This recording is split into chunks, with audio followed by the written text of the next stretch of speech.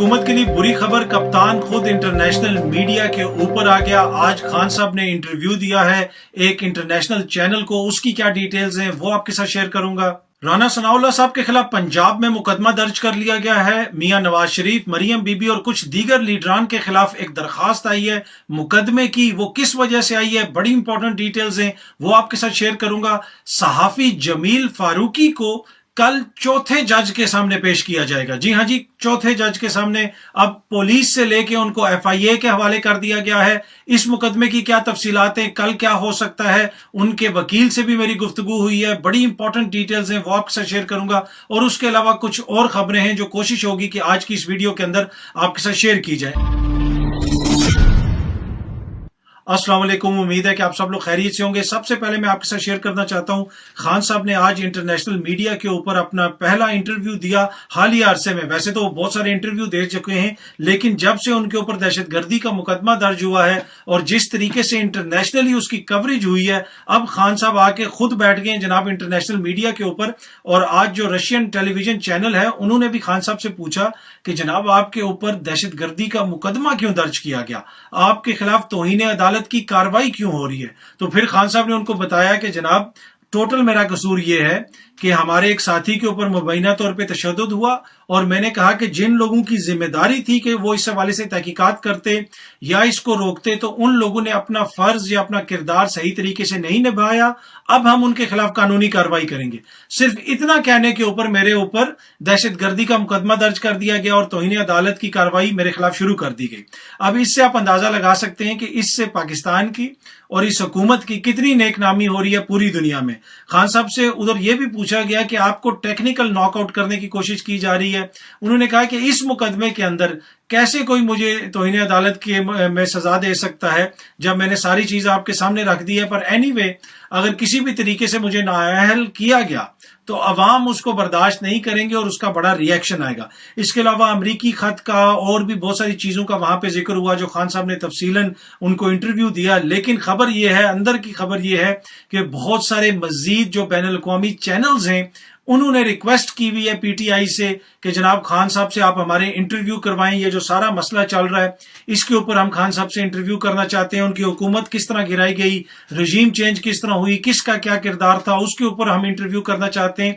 तो वो लोग जो ये समझते थे कि पैमरा की बराह रास्त तकरीर दिखाने की पाबंदी लगाने से सब कुछ ठीक हो जाएगा, अब उसका नतीजा क्या निकला है कि खान खुद आके बैठ गया है इंटरनेशनल मीडिया पे। और आने वाले दिनों में हो सकता है कि खान साहब मजीद चैनल्स को इंटरव्यू दें। अभी उन्होंने फैसला नहीं किया, लेकिन जब रिक्वेस्ट आएगी तो हो सकता है वो मजीद इंटरव्यूज भी दें और फिर उसमें बहुत सारी मजीद चीजें भी सामने आएंगी। बहुत सारी ऐसी चीजें जो सहाफियों के साथ मुलाकातों में वो हमें बताते हैं, मुल्क की बात मुल्क में ही रह जाती है। बहुत सारे हमारे दोस्तों की बातें मुल्क में ही रह जाती हैं, अब वो बातें जाएंगी बैनुल अक़वामी सतह के ऊपर। तो जिन अक्लमंदों ने ये मशवरा दिया था कि खान को मीडिया से बैन करो, उनको सलाम है और अब वो तैयार हो जाएं। अगर खान साहब रोज आते रहे इंटरनेशनल मीडिया के ऊपर तो बहुत सारे लोग मुंह छुपाते फिरेंगे। पर एनीवे, ये बड़ी इंपॉर्टेंट डेवलपमेंट है कि खान साहब आज खुद इंटरनेशनल मीडिया के ऊपर बैठ गए और मजीद जो इंटरनेशनल मीडिया है वो खान साहब के पीछे लगा हुआ है कि जनाब हमें मजीद बातें बताएं।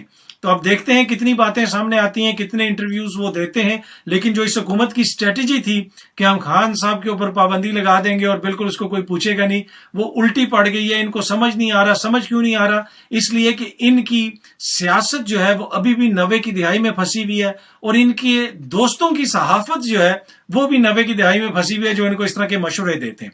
अगली स्टोरी जो हमारी है वो है जनाब राना सनाउल्लाह साहब के खिलाफ गुजरात में मुकदमा दर्ज कर लिया गया है।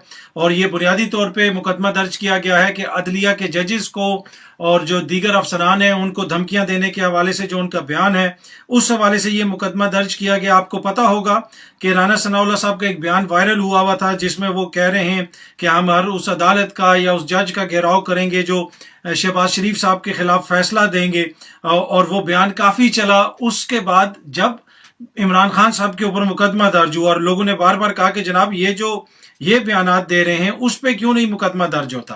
पर एनीवे, अब वो एक मुकदमा दर्ज हो गया है। सिर्फ वही मुकदमा दर्ज नहीं हुआ, لاہور کے تھانہ گرین ٹاؤن کے اندر ایک اور درخواست دی گئی ہے، اور اس درخواست میں کہا گیا ہے کہ نواز شریف صاحب، مریم نواز صاحبہ، خواجہ آصف صاحب، ایاز صادق صاحب اور پرویز رشید صاحب فوج مخالف بیانات دیتے رہے. آپ کو پتا ہے بہت سارے بیانات ہیں، ان کی ویڈیوز بھی وائرل ہو چکی ہیں.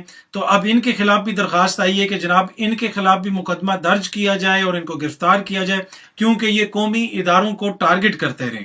رانا صاحب کے خلاف جس بندے نے مقدمہ درج کروایا گجرات میں، اس کی بھی اگر آپ پڑھیں وہ پرچہ، وہ ایف آئی آر پڑھیں، تو اس میں وہ یہ کہہ رہا ہے کہ میں جیو کا ایک پروگرام دیکھ رہا تھا حالیہ دنوں میں جو چل رہا تھا پروگرام، اس میں رانا صاحب کو بلایا گیا تھا اور ان کا پرانا بیان چلایا تھا، تو میں نے وہ دیکھا تو میرا بڑا وہ دل آزاری ہوئی. وہی جو ایک ہوتا ہے، جس طرح بھی آپ کو پتہ ہی ہے، دل آزاری ہو جاتی ہے لوگوں کی فوراً.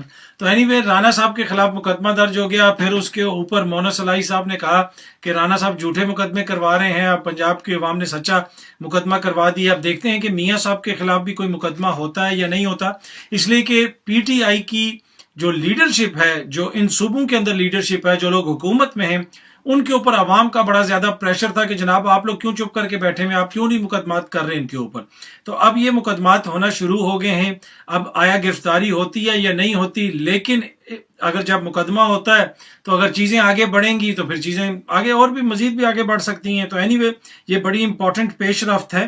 جمیل فاروقی کی کچھ میں نے آپ کو بڑی امپورٹنٹ ڈیٹیلز بتانی ہے، لیکن اس سے پہلے ایک اور چیز بھی میں آپ کے ساتھ شیئر کرنا چاہتا ہوں کہ مریم نواز، رانا ثناء اللہ، عطا تارڑ، فضل الرحمان صاحب نے سپریم کورٹ اور ہائی کورٹ کے ججز اور اداروں کے خلاف توہین آمیز بیانات کے خلاف، جو ان کے جو مبینہ توہین آمیز بیانات ہیں ججز کے خلاف اور عدلیہ کے خلاف، اس سلسلے میں جناب علی اعجاز بٹر نے بذریعہ ایڈوکیٹ نعیم حیدر پنجوتھا صاحب اور انتظار حسین پنجوتھا صاحب، ان کی مدد سے، یا ان کے وہ وکیل ہیں، ان کی مدد سے جناب انہوں نے اسلام آباد ہائی کورٹ میں توہین عدالت کی درخواست دائر کر دی ہے.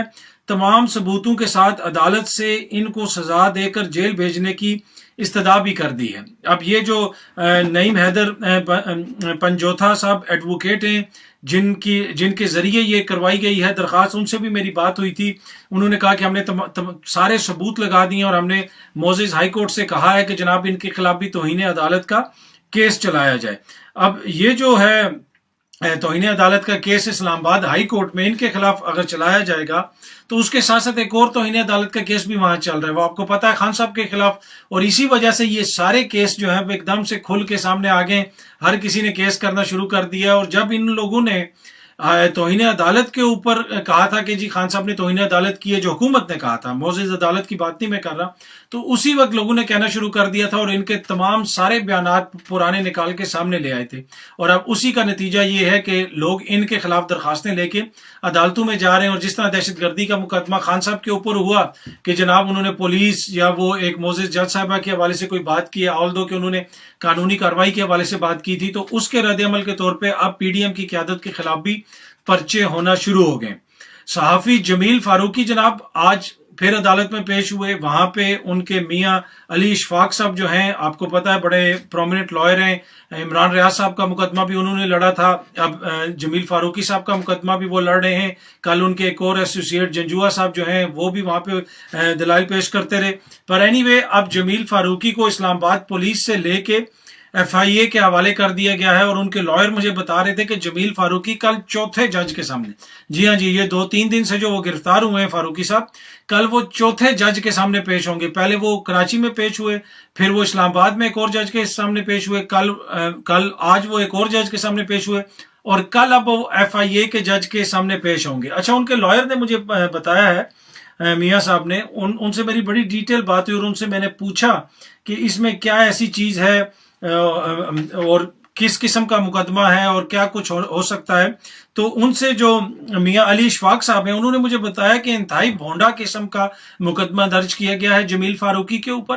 اور گزشتہ روز یہ لوگ آئے تھے اسلام آباد پولیس والے کہ جناب ایف آئی اے کے حوالے کر دیا جائے، لیکن وہاں پہ جب آگے سے دلائل دیے گئے، ان کی ٹیم نے دلائل دیے، تو پولیس اپنی درخواست واپس لے کے چلی گئی.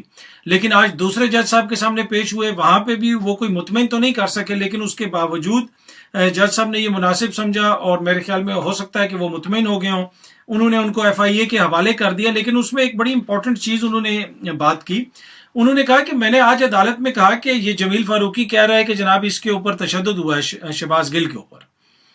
وہ تو اور بھی بہت سارے صحافی کر رہے ہیں. ہو سکتا ہے جمیل فاروقی کے الفاظ ٹھیک نہ ہوں, لیکن تشدد کی بات تو حامد میر صاحب بھی کر رہے ہیں, دیگر اور بھی بہت سارے کر رہے ہیں, ان کے اوپر تو کوئی بات نہیں ہوئی.